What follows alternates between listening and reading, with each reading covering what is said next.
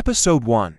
A chance encounter: The sun cast a golden glow over the busy streets of Lagos, where the rhythm of life pulsed through honking cars, hurried footsteps, and the laughter of street vendors. Kennedy maneuvered through the chaos, his mind occupied with a multimillion naira property deal that could elevate his career. His phone buzzed repeatedly, but he ignored it. He was late for a meeting, and nothing could distract him.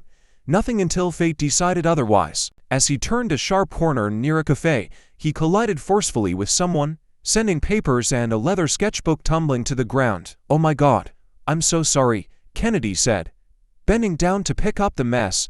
"It's okay," a soft yet firm voice replied. He looked up and froze.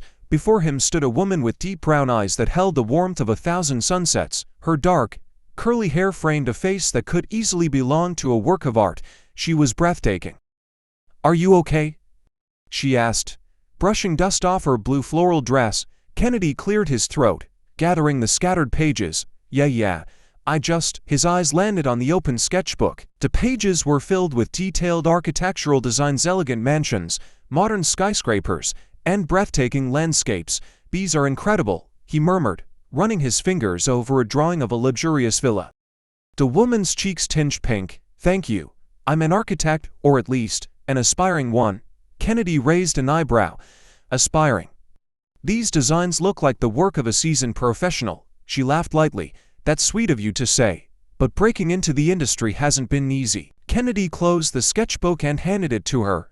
"I understand. The property business is just as tough. By the way, I'm Kennedy. Lillian."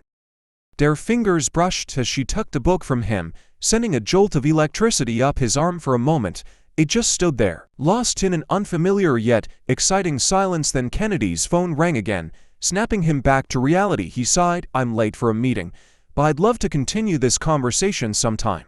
Lillian hesitated before nodding. "Sure." Kennedy smiled and walked away, but he knew deep down that this wasn't the last time their paths would cross. Episode 2. Whispers of the Past. The city lights twinkled like scattered diamonds as Kennedy sat in his car, gripping the steering wheel. He had spent the entire day negotiating a real estate deal, yet his mind kept drifting to Lillian. The way her eyes sparkled with ambition, the way her lips curved into a smile, and she spoke about architecture, it all intrigued him. With a deep breath, he pulled out his phone and scrolled to her number. He hesitated. Would calling so soon seem desperate?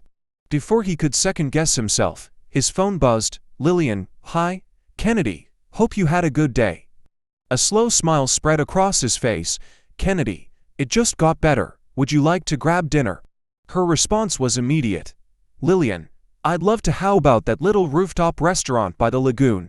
"Kennedy, perfect. See you in an hour." An hour later, Kennedy found himself seated at an open-air restaurant overlooking the shimmering waters of the lagoon. The soft hum of jazz music played in the background, and a cool breeze carried the scent of grilled seafood and exotic spices. Lillian arrived, looking effortlessly beautiful in a flowing red dress. As she took a seat, Kennedy couldn't help but admire her confidence and grace. "This place is amazing," she said, glancing at the view. "I come here when I need inspiration." Kennedy leaned forward. "So, tell me more about your dreams. I saw your sketches, they're beyond impressive." Lillian's eyes brightened. "I've always wanted to design luxury home spaces that don't just house people, but tell their stories. Getting investors to believe in a young architect hasn't been easy." Kennedy nodded. "I understand. The real estate industry can be brutal, but talent like yours, it deserves recognition." She smiled softly. "And what about you, Kennedy? How did you get into real estate?" His expression darkened for a fraction of a second. "I guess you could say I was born into it. My father was a property tycoon, that he built his empire the hard way. When he passed, I had to prove I could carry on his legacy." Lillian noticed the slight tension in his voice. "That must have been tough." Kennedy swirled his wine glass. "It was, but it also taught me that trust is a dangerous thing." Lillian frowned. "What do you mean?"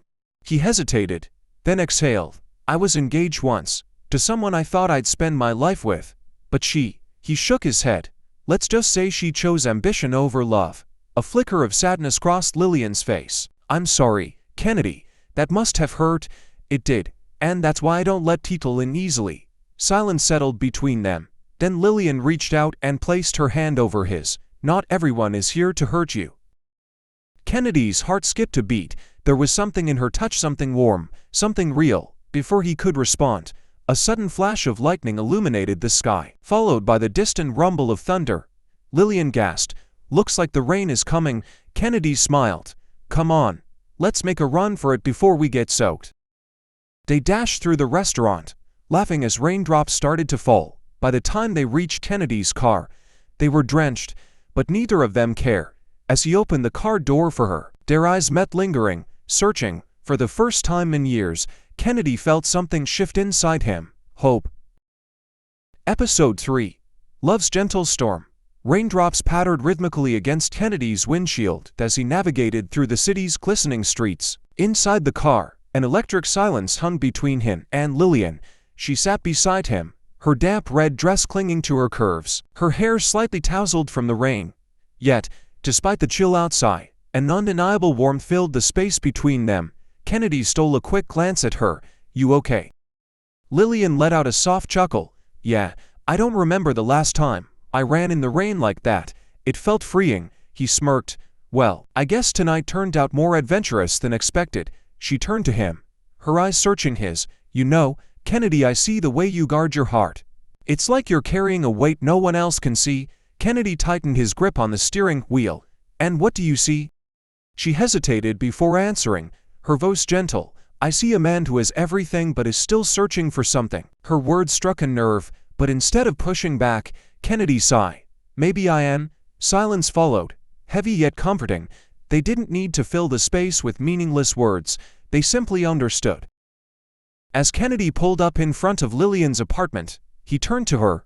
"I'd like to see you again." Lillian smiled. "I'd like that too." She stepped out, hesitated for a moment, then leaned down and whispered, "Good night, Kennedy." And just like that, she was gone.